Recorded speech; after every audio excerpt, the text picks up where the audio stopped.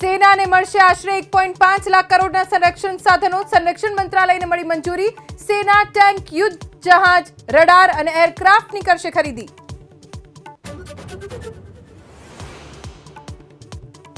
Netflix web series IC-814 ની સમીક્ષા કરશે. માહિતી અને પ્રસારણ મંત્રાલયનું નિવેદન. આતંકવાદીઓના નામને લઈને થયો છે વિવાદ.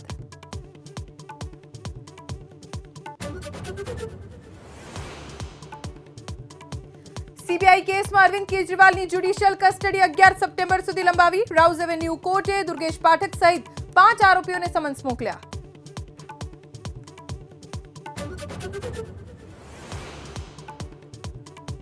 પશ્ચિમ બંગાળ વિધાનસભામાં બળાત્કાર વિરોધી બિલ પસાર થયું. અપરાજિતા મહિલા અને બાળકો બિલમાં બળાત્કાર, હત્યા માટે મૃત્યુ દંડની જોગવાઈ.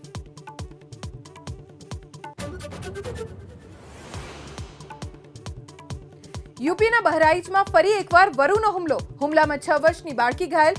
સીએમ યોગીએ વન વિભાગને માનવભક્ષી વરુને ઠાર કરવાનો કર્યો આદેશ.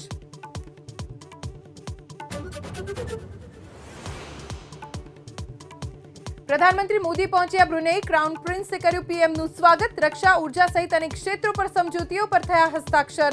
બ્રુનેઈ બાદ પ્રધાનમંત્રી સિંગાપોરની મુલાકાત લેશે.